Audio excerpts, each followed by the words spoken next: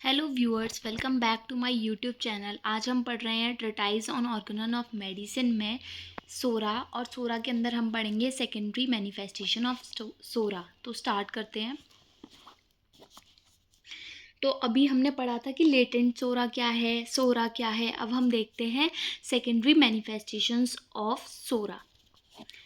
But even where a person who has the sora slumbering within him shows much resemblance of health, but when his health and whole organism has been very much weakened and shaken by a prevalent epidemic fever or an infectious acute disease, smallpox, measles, whooping cough, scarlet fever, purple rash, etc., or through an external severe lesion, a shock, a fall, a wound, a considerable burn, the breaking of an arm or leg, a hard labor, the confinement due to disease, usually helped on by incorrect and weakening allopathic treatment, confinement at a sedentary occupation, and a gloomy closed room weakening the vital force, the sad losses of beloved relatives, bending down the soul with grief or daily vexation and annoyance, which embitter the life, deterioration of food, or an entire want of what is necessary and indispensable. Then the sora which has hitherto slumbered awakens and break out as the several severe nameless soric chronic diseases. तो अभी तक हमने क्या पढ़ा था कि जब सोरा पे हमें कोई भी आउटर कोई वोलप्चस इचिंग हुई, कुछ भी हुआ, वहाँ पर अगर हमने कोई भी रॉन्ग ट्रीटमेंट ले लिया, एलोपैथिक ट्रीटमेंट, या फिर हमने कुछ भी अप्लाई कर लिया, तो उससे सोरा कहाँ चला गया? अंदर चला गया, हमारी इंटरनल मेलेडी में। जब हमने आउटर एप्लीकेशन किया, एक्सटर्नल एप्लीकेशन किया, तब। तो अब इसमें बताया है कि जब सोरा, क्योंकि सोरा वो हमारे अंदर है, तो पर वो हमारी हेल्थ में इतना ज़्यादा कुछ दिखा नहीं रहा है अंतर।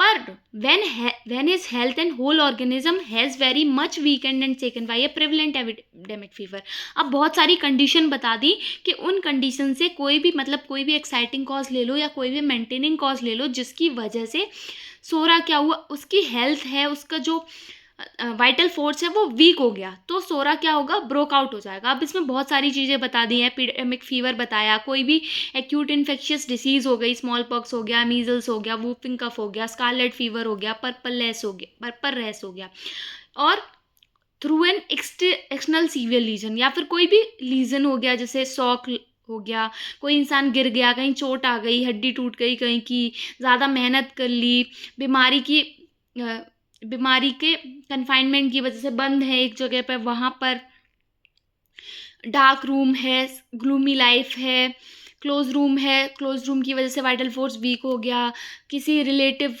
को खो दिया, किसी अपने प्यार करने वाले को खो दिया, मतलब किसी भी तरह से सोल को ग्रीफ मिला, दुख आया उसको, या फिर वेक्सेशन हुआ, या फिर चिंता हुई, कोई भी परेशानी हुई, मतलब कुछ भी कारण हुआ, तो उससे क्या होगा? जो वाइटल फोर्स है वो वीक हो जाएगा, फिर सोरा क्या करेगा? अवेकेंस, जाग जाएगा, and break out as a several severe nameless chronic disease, और अलग अलग क्रोनिक बीमारियों के फॉर्म में निकल आएगा। Most of all through awakening and exhausting improper treatment by allopathic physician, they are aggravated from time to time without intermission, often to a fearful height, if external circumstances favorable for the patient do not interpose. होता क्या है? ज़्यादातर ये awaken होता है, और awakening and exhausting improper treatment by allopathic physician. मतलब ये ऐसा क्यों होता है? ब्रेकआउट कब होता है?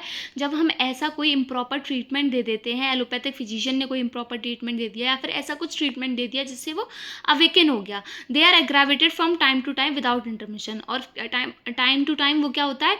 एग्रावेट होता है, और इतना बढ़ जाता है, एक फियरफुल हाइट पे पहुंच जाता है, इफ़ एक्सटर्नल सर्कमस्टांसेस फेवरेबल। अगर पेशेंट के जो एक्सटर्नल सर्कमस्टांसेस फेवरेबल हैं, तो डू नॉट इंटरपोज, तो वो इंटरपोज नहीं करता है। But even if favourable external condition should again check rapid development of disease then has broken out, true health can't be lasting restored by any modes of treatment hitherto known. मतलब क्या है कि अगर favourable external conditions हैं भी, तब भी क्या होता है, डिसीज़ का रैपिड डेवलपमेंट होता है, वो निकल के आती है और ट्रू हेल्थ क्या हो जाती है, ख़त्म हो जाती है, और हम उस पर बहुत सारे ट्रीटमेंट अप्लाई कर लें पर उससे कुछ नहीं होगा। The customary allopathic treatment with their aggressive inappropriate remedies often hasten death and the end of all those maladies which the physician can't heal. अब एलोपैथिक फिजिशियन क्या कर रहा है, एलोपैथिक ट्रीटमेंट से वो क्या कर रहा है, जो एग्रेसिव रेमेडीज़ हैं, जो इनअप्रोप्रिएट हैं, जो उसकी सिमिलर नहीं है, डिसिमिलर रेमेडीज़ दे देता है, जिससे क्या होता है, मौत जल्दी आ जाती है और उसे सारी बीमारियों से निजात मिल जाता है। In order to cure secondary SORA, antisoric medicine should be given by the antisoric medicine. If the eruption be brought back, then the SORA will be cured. मतलब अगर हमें सोरा ठीक करना है तो हमें उसे एंटीसोरिक मेडिसिन देनी होगी, क्यों, ताकि जब एंटीसोरिक मेडिसिन हम देंगे तो सोरा क्या होगा, सोरा जैसा था उसी फॉर्म में वापस आएगा, दूसरी फॉर्म में नहीं आएगा कि हमने एलोपैथिक मेडिसिन दे दी, स्किन अफेक्शंस था, अब लीवर के अफेक्शंस हैं, तो ऐसा नहीं है, सोरा उसी फॉर्म में वापस आएगा, उसी इरप्शन के फॉर्म में वापस आएगा, उसके बाद उसे क्योर किया जा सकता है, क्योर किया जाएगा। आगे देखते हैं डेवलपमेंट ऑफ सोरा। सोरा का एक डेवलपमेंट एक चार्ट में समझाया है, हम देखते हैं। जैसे लेप्रोसी हुई किसी को, cleanliness through use of shirt, मतलब cotton and linen and warm watts, इन सब के वजह से साफ सफाई नहीं है तो लेप्रोसी हो गई, या फिर handsome diet and improve mode of living है उसका। ये दो चीज़ें हैं, क्लीनिनेस भी है और हैंडसम डाइट भी ले रहा है, improve mode of living. The external horrors of psora were moderated within several centuries. At the end of 15th century is appeared in the form of common eruption और itch, मतलब इसके through वो ठीक करा जा सकता है, उसको मॉडरेट मतलब लाया जा सकता है, उसका जो हॉरर है वो मॉडरेट उसमें लाया जा सकता है, कम किया जा सकता है। लेकिन 15th सेंचुरी के एंड में क्या हुआ, ये इच के फॉर्म में आया। उससे पहले क्या था, इसे साफ सफाई रखो, handsome diet low, mode of living improve रखो, तो इससे क्या हो रहा है, मॉडरेट रह रहा है लेप्रोसी, ठीक है। The fluid of each vesicle contain the सोरिक मियाज्म। अब एक इच अपीयर हुआ 15th सेंचुरी के एंड में, फिर उस इच वेसाइकल में सोरिक मियाज्म था, ऐसा माना गया। If that fluid come in contact with skin, अब वो सोरिक मियाज्म है, जो लिम्फ में जो सोरिक मियाज्म है, अगर वो किसी की स्किन के कांटेक्ट में आता है, the मियाज्म get an entry in the body, तो मियाज्म को क्या मिल गई, बॉडी में एंट्री मिल गई। As soon as the miasma of itch touches the skin, जैसे जैसे वो मियाज्मा स्किन को टच करेगा, the nerves which was affected by the miasma has communicated it an invisible manner to the nerves of the rest body.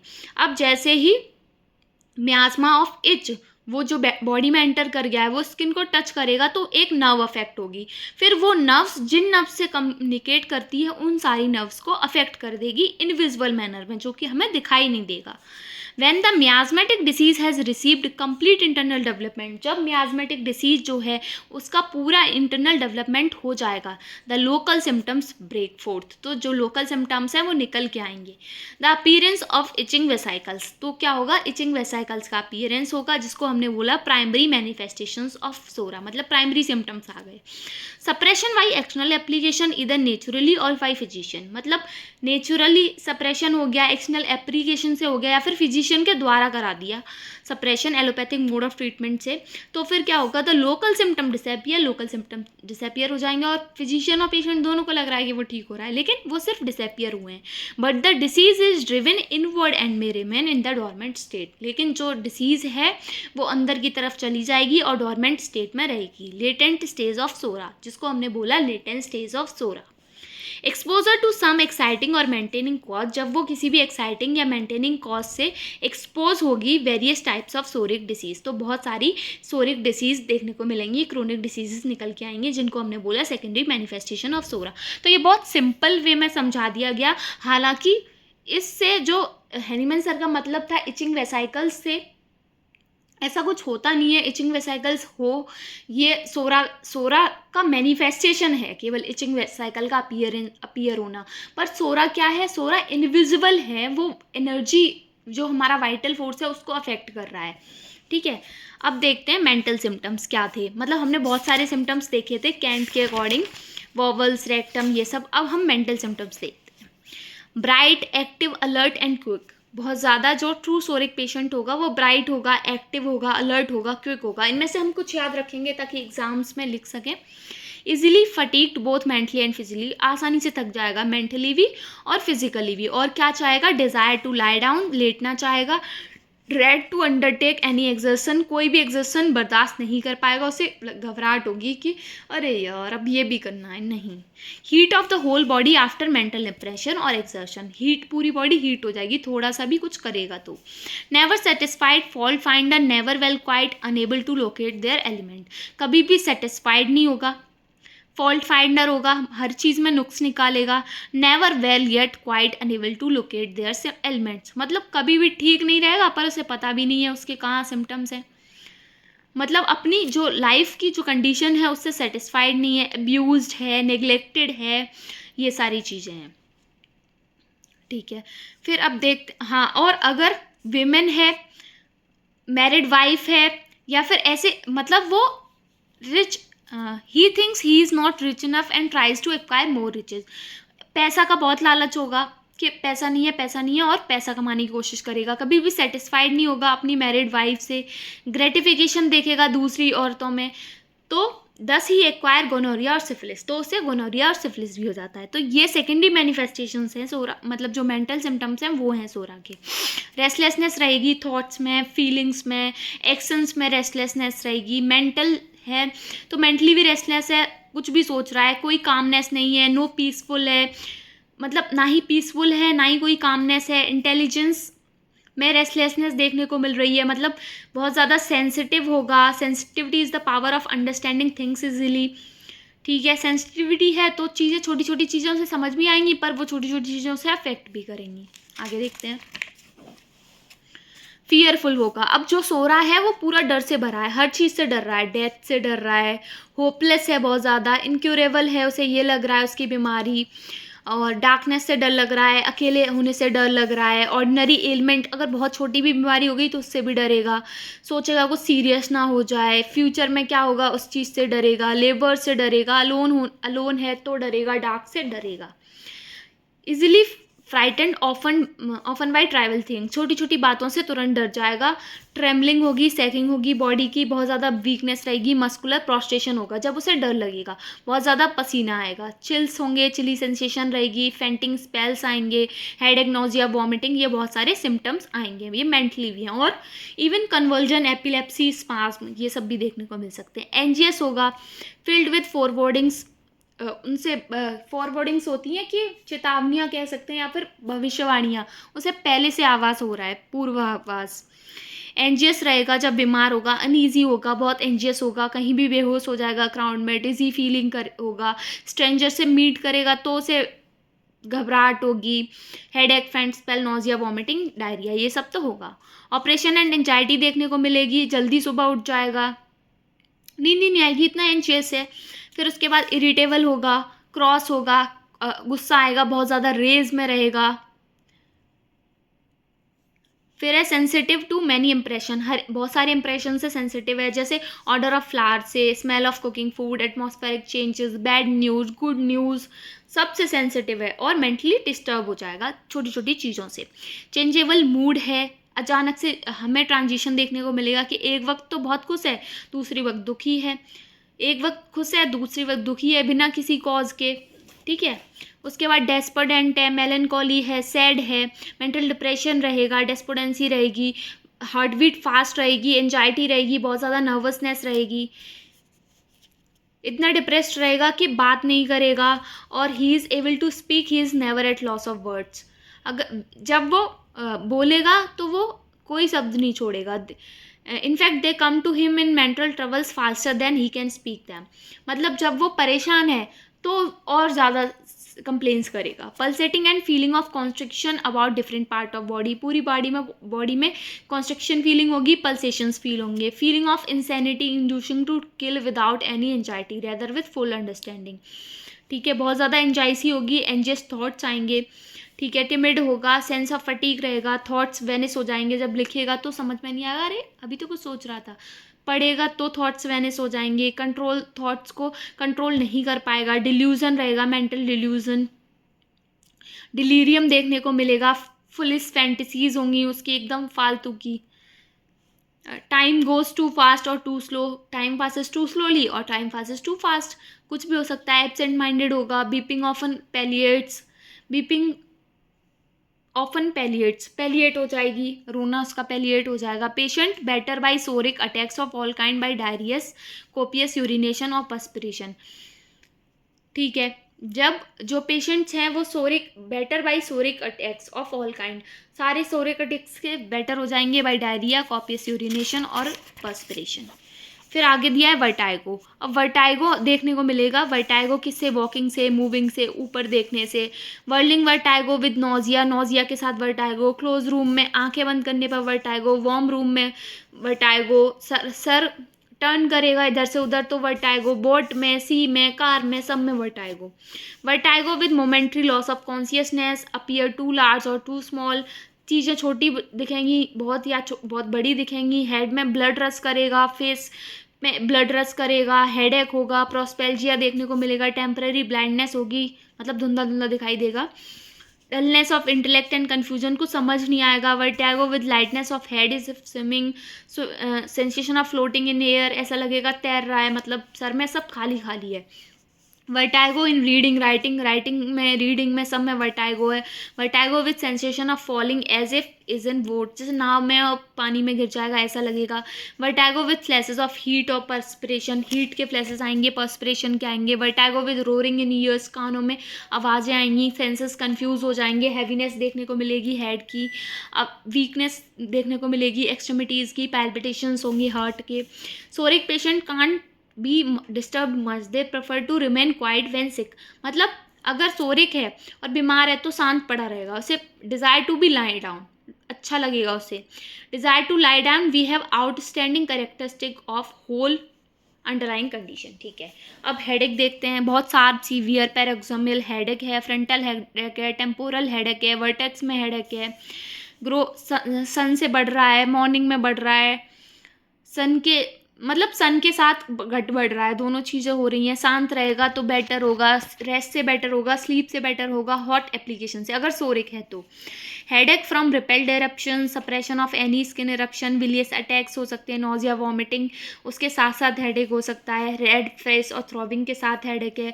बहुत ज़्यादा hunger लग रही है तो हेडेक हो जाएगा. खाना खाने के पहले, खाना खाने के बाद कभी हो सकता है. फिर है outer head including scalp. Scalp पे क्या होगा? जो सोरिक हेड होगा उसका नॉर्मल साइज होगा और नॉर्मल कॉन्टोर होगा. हेयर लस्चरलेस होंगे, मतलब साइन ही नहीं है अब हेयर. ठीक है, और मतलब रूखे रूखे बाल हो गए हैं, जब तक भिगोगे नहीं तब तक वो कॉम्ब भी नहीं होंगे, आसानी से उलझ जाएंगे, ब्रेक हो जाएंगे, स्प्लिट हो जाएंगे. हेयर फॉल आउट होंगे जनरली, अगर कोई फीवर है, चेस्ट है, कोई भी डिसीज है उसमें बाल झड़ने लग जाएंगे. ठीक है, आगे देखते हैं. हेयर ग्रे ग्रे हो गए या वाइट स्पॉट्स हो गए हेयर्स में कहीं कहीं. स्कैल्प ड्राई होगी, पर्सपायरिंग होगी, पसीना आएगा, अनक्लीन रहेगी. Scalp full of dry scaly bran like dandruff, dandruff होगी, स्केली डेंड्रफ झड़ने वाली.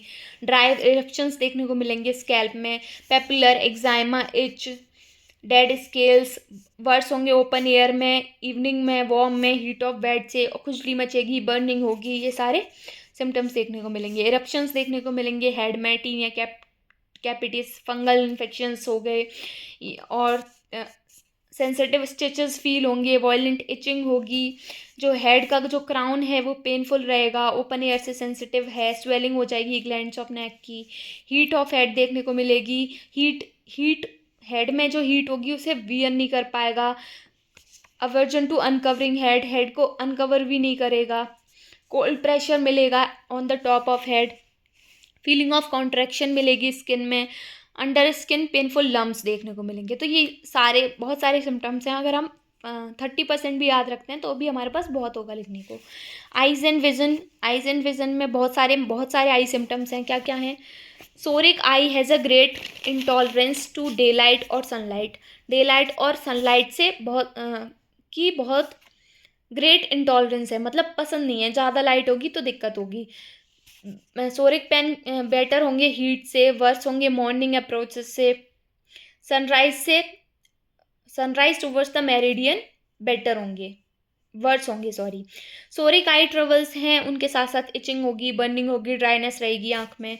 आईलिड्स स्पेशली मॉर्निंग में जो आईलिड्स हैं वो ऐसा लगेगा कि बंद हो गई हैं, उनको ओपन नहीं कर पाएगा बहुत देर तक, ऐसे ही आँख जाग रहा है लेकिन आँख बंद करके पड़ा है। आईलिड्स हैवी हो जाएंगी। कंजक्टाइवल ट्रबल्स ऑफन प्योरली सोरिक, जो कंजक्टाइवा की जो भी कंप्लेंट्स है वो ऑफन सोरिक होती हैं। आँखें आंखें रब करेगा, ऐसे डिज़ायर होगी, बहुत ज़्यादा इचिंग होगी, बेटर हो जाएंगी। रबिंग से बेटर भी नहीं होगी, जितना खुजलाएगा उतना और दिक्कत होगी। कैंथाइम में पस लाइक म्यूकस जम जाएगा, गम बोलते हैं जिसे। एजेस, आईलिड्स की जो एजेस हैं उनमें ड्राई म्यूकस देखने को मिलेगा। आईलिड्स इन्फ्लेमेशन हुआ है। पेन और न्यूरेल्जियाज देखने को मिल रहे हैं, मॉर्निंग में वर्ड्स हो रहे हैं, थ्रू आउट द डे रह रहे हैं और हीट से बेटर हो रहे हैं। प्रेसिव पेन मिलेगा आइज़ में, स्पेशली रात शाम के time. Sensation of cold in eyes, yellowness मिलेगी, डिम ओपेक स्पॉट्स बन गए, ड्रॉप्सी ऑफ आई है, ऑब्स्ट्रक्शन हो गया कोई भी क्रिस्टलाइन लेंस में, या फिर कैटरेक्ट हो गया, स्क्विंटिंग रह गई, फार साइटेडनेस है, दूर दृष्टि बोलते हैं जिसे। तो ये सारे सोरिक सिम्टम्स हैं।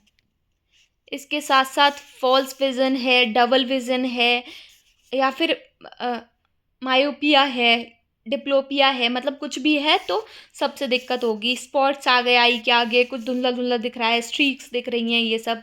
Can't look long to anything, ज़्यादा टाइम तक एक चीज़ पर देखेगा तो आई फ्लिकर करने लगेंगी। ऑब्जेक्ट मूव कर रहे हैं, फियरी जिगजैग अपीयरेंस है ऑब्जेक्ट्स का, विज़न ब्लर्ड हो चुका है, पढ़ने में लेटर रन कर रहे हैं, आइज़ बहुत ही धुंधली धुंधली दिख रही हैं, नाइट ब्लाइंडनेस है, ब्लाइंडनेस बाय डे है, एम्यूरेसिस है। तो ये सारे सिम्टम्स आइज़ के थे। अब देखते हैं ईयर्स और हियरिंग के। This ear troubles like the eye troubles are the functional और नर्वस, मतलब ये सेकेंडरी मैनिफेस्टेशंस हैं सोरा के जो हमें ऑर्गन्स में देखने को मिल रहे हैं। ठीक है, नर्वस, फंक्शनल और नर्वस होंगी ईयर ट्रबल्स भी। ईयर का अपेयरेंस नॉर्मल होगा, साइज स्मॉल या फिर मीडियम होगा, और ऑडिटरी कैनाल ड्राई रहेगी, स्केली रहेगी, बहुत ज़्यादा इचिंग होगी कान में, ओवर सेंसिटिव होगा साउंड और नॉइज़ के। स्टिचेस फील होंगे, ऐसा लगेगा कुछ चल रहा है, क्रॉलिंग सेंसेशन रहेगी, पल्सेशन रहेंगे ईयर में, बहुत सारे शोर आवाज़ें आएंगी, डेफनेस हो सकती है, running from ear of thin usually ill smelling, pus pus run कर रहा है, swelling of parotid gland, abscess, congestion in psoric ear is rare. ज़्यादातर क्या होता है, एब्सिस पढ़ना बहुत कम होता है सोरिक ईयर में। फिर नोज़ एंड स्मेल में देखें तो जो भी सेंसिटिविटी है वो बहुत ज़्यादा बढ़ जाएगी, हर तरह के ऑर्डर से उसकी नाक निकल आएगी, उसे पता चल जाएगा यहाँ परफ्यूम की स्मेल है, अच्छा ये पेंट की स्मेल है, अच्छा ये प्लांट की स्मेल है। और सेंसिटिव है तो किसी से वॉमिटिंग होगी, किसी से सर दर्द होगा, किसी से भूख मर जाएगी देख के, फूड की स्मेल देख के, ये सब। ठीक है,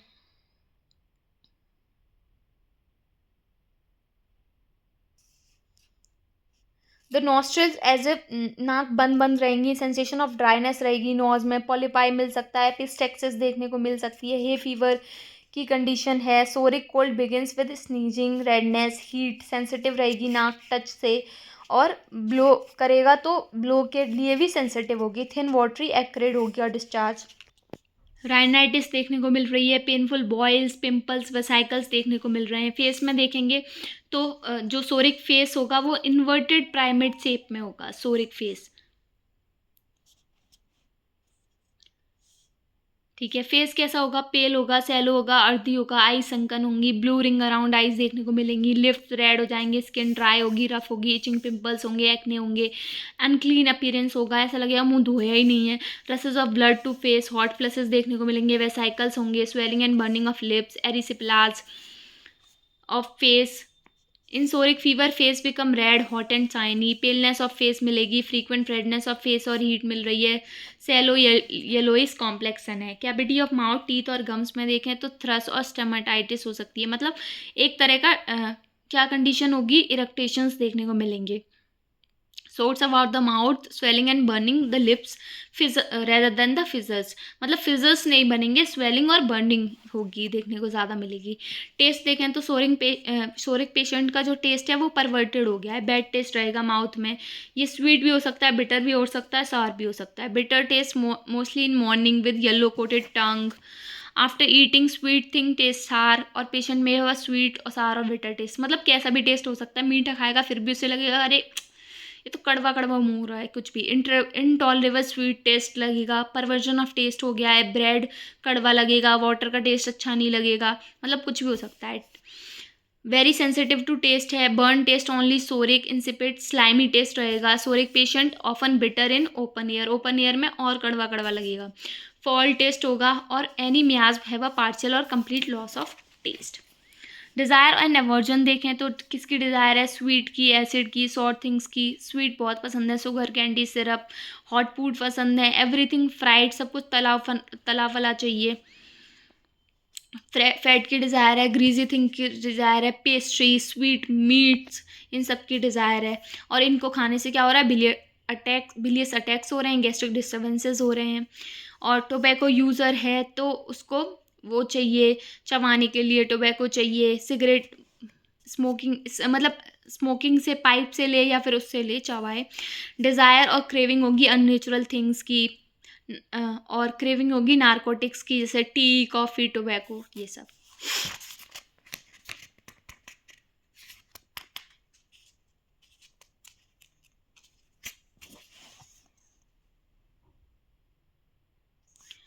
फीवर में सोरिक पेशेंट को एवर्जन टू स्वीट रहेगा, क्रेव करेगा fruit acid, lemonade, butter milk, pickles, cabbage, indigestible things. Craving होगी अनयूजुअल थिंग्स की प्रेग्नेंट स्टेट में, मतलब जो चीज़ें नहीं खाने की है वैसी, ऐसी वाली। Desire usually depart from child with loathing and dislike follows, ठीक है। उसके अलावा डिज़ायर और एवर्जन की बहुत ज़्यादा थेरेपेटिक वैल्यू है मियास्मेटिक सिम्टम्स में, मतलब बहुत इंपॉर्टेंस देते हैं हम। हंगर देखें तो मॉर्बिड हंगर होगी या फिर अननेचुरल हंगर होगी। हंगर जो कि खाना खाने से भी सेटिस्फाई नहीं हो रही है, अननेचुरल टाइम पे होगी, एन आर और 2 बिफोर ईटिंग, खाना खाने से 1-2 घंटे, मतलब जिस टाइम खाता है उससे पहले देखने को मिलेगी अननेचुरल हंगर। या फिर सोने के, रात में उठ के खाएगा, खाना खाने के बाद फिर खाएगा, फुल पेट भरा हुआ है फिर भी खा रहा है। हंगर विद वीक ऑलगॉन सेंसेशन लगेगा, रेवेनस हंगर होगी, कैनाइन हंगर जिसे बोलते हैं। ईट वंस और एल्स ही ग्रोस, मतलब एक बार खाएगा और अगर भूखा है तो फेंट भी हो सकता है, रेवेनस हंगर मिलेगी। उसके साथ साथ रम्बलिंग साउंड आएगा एब्डोमेन से। वांट ऑफ एपेटाइट है, gnawing, turning writhing stomach urges to eat, मतलब पेट में गुड़गुड़ हो रही है, अजीब तरह का सेंसेशन हो रहा है, अब उसे चाहिए खाना, ऐसा। When she wants to eat she feels full in the chest, chest में भरा भरा लगेगा, गले में म्यूकस भरा लगेगा, पर वो खाना चाहती है, ऐसा, ठीक है। स्टमक सिम्टम्स देखें तो वही ऑलगॉन सेंसेशन रहेगा, फुलनेस रहेगी, ब्लॉटिंग रहेगी, डिस्टेंडेड हो जाएगा एब्डोमेन, रम्बलिंग गर्लिंग साउंड आएगा, गैसेस बन जाएंगी अंदर, सोर बिटर इरेक्टेशंस आएंगे, फूड का टेस्ट अच्छा नहीं लगेगा, ऑयली ग्रीजी फूड उसको चाहिए होगा, ठीक है। सलाइवा बहुत ज़्यादा देखने को मिलेगा, जैसे वाटर ब्रेथ बोलते हैं। एसिड इरेक्टेशंस आएंगे, बर्निंग होगी इसोफेगस में, चाहे हंगर हो चाहे ना हो। थोड़ा सा खाएगा तो हंगर शांत भी हो जाएगी।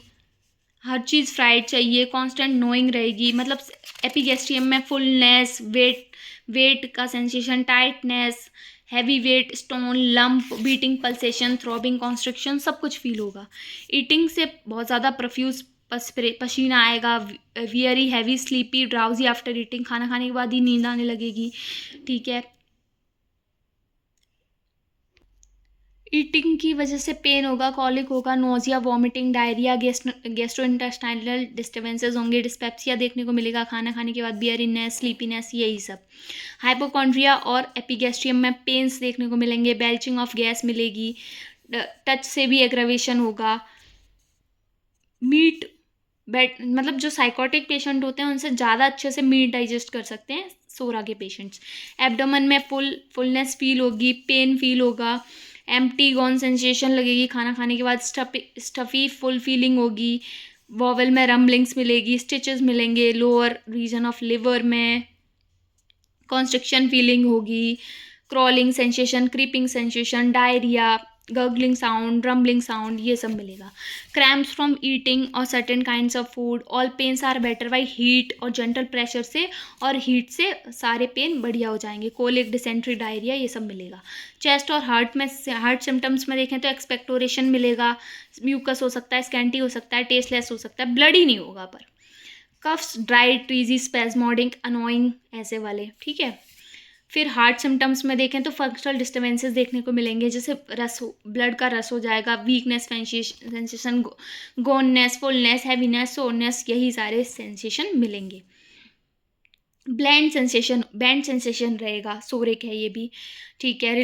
रिफ्लेक्स रिलेशनशिप ऑफ गैस्ट्रिक और यूट्राइन इरिटेशंस की वजह से पाल्पिटेशंस होंगे, मतलब जैसे GERD हो रहा है, मतलब किसी को गैस का रिफ्लक्स हो रहा है, उसकी वजह से पाल्पिटेशंस देखने को मिलेंगे, हैमरिंग देखने को मिलेगी, ठीक है। हार्ट सिम्टम्स में एंजाइटी, फियर, उसकी वजह से हार्ट सिम्टम्स देखने को मिलेंगे। He will die with from heart trouble, उसको ऐसा लगेगा। Chronic who lives longs and becomes income for the doctor, मतलब बहुत टाइम तक रह रहा है हार्ट डिसीज़ के साथ, डिस्कम्फर्ट देखेगा। Comfortable sensation, sharp cutting, neuralgic pain दिखेगा, वांट टू लाई डाउन, शांत बैठना चाहेगा, ये तो है ही है, लाई डाउन और शांत बैठना चाहेगा। साइकोटिक और सिफिलिटिक पेशेंट हैं अगर हार्ट पेशेंट, तो वो मर जाएंगे सडनली और बिना किसी वार्निंग के। सोरिक पेशेंट है तो वो कॉन्शियस रहेगा, कॉन्स्टेंटली टॉक करेगा, पल्स फील होगी उसे, स्ट्रॉन्ग इमोशंस होंगे, जॉय, ग्रीफ, फियर, और उनसे क्या होगा, सोरिक हार्ट कंडीशन आएगी, पैल्पिटेशंस फील होंगे, ईटिंग और ड्रिंकिंग से भी ये कंडीशन फील होगी, लार्ज अमाउंट ऑफ गैस दिखेगी, पल्सेशन पूरी बॉडी में सेक होगा, पल्सेशन, कीपिंग क्वाइट और लाइंग डाउन, शांत लेटेगा, ऑपरेशन और एंजाइटी देखने को मिलेगी, हर चीज़ से बढ़ेगी, मोशन से, लाफिंग से, कफिंग से। सोरिक हार्ट डिफ़िकल्टीज़ आएंगी किससे, ईटिंग से, ड्रिंकिंग से। हार्ट डिफ़िकल्टीज़ नाइट में देखने को मिलेंगी, पैल्पेशन ऑफ लाइंग डाउन, लेटने से पैल्पेशंस होंगे, ईटिंग से, डाइजेशन, ड्यूरिंग डाइजेशन, ये सब। इरेक्टेशंस ऑफ गैस देखने को मिलेंगे, सोने जाएगा तो दिक्कत बढ़ जाएगी, जब लेटेगा तो ज़्यादा पल्सेशंस फील होंगी, एंजाइटी से, सैडनेस से ज़्यादा होगी, पल्स कैसी होगी, फुल बाउंडिंग पल्स होगी, मेंटल और हार्ट सिम्टम्स ऑल्टरनेट करेंगे, डिस्निया देखने को मिलेगा, ड्रॉप्सी देखने को मिलेगी, NSR का देखने को मिलेगा। उसके बाद है बॉवल और इंटेस्टाइनल ट्रैक्ट, इसमें क्या है, डायरिया देखने को मिल रहा था हमें, इरेक्टेशंस देखने को मिल रही थी, इंडाइजेशन देखने को मिल रहा था।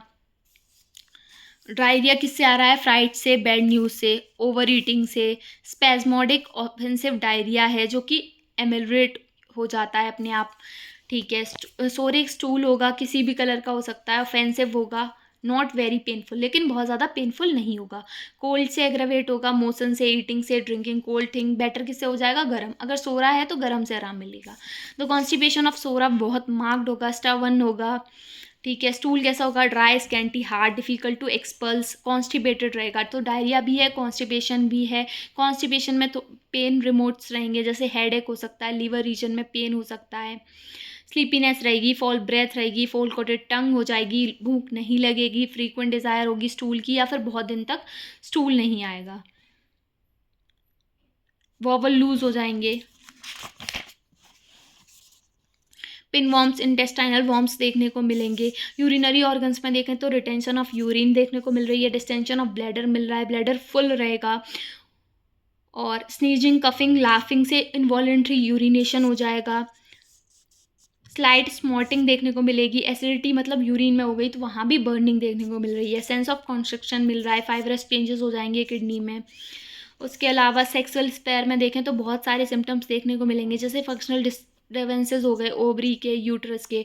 अब ये किससे आएंगे, ये सोरो से, ग्रीफ से, अनहैप्पी मैरिज से, मतलब ऐसी कंडीशंस जिससे विमेन अफेक्ट हो रही है, तो उसके डिसमेनोरिया, ये अमेनोरिया, ये सारी चीज़ आएंगी उसके इमोशंस डिस्टर्बेंस होने से। मेंस्ट्रुअल पीरियड में होगा कि ब्लैंड हो सकता है, स्कैंटी हो सकता है, शॉर्ट ड्यूरेशन हो सकता है, इंटरमिटेंट फ्लो होगा, डिस्मेनोरिया देखने को मिलेगा, ल्यूकोरिया देखने को मिलेगा, पर होगा कितना ल्यूकोरिया, स्कैंटी होगा, बहुत ज़्यादा एग्जॉस्टिंग नहीं होगा। एक peculiar, nothing peculiar about colour, colour के बारे में कुछ भी पिक्यूलियर नहीं बताया। बहुत सारे साइकोपैथिक सेक्सुअल परवर्जन्स देखने को मिलेंगे।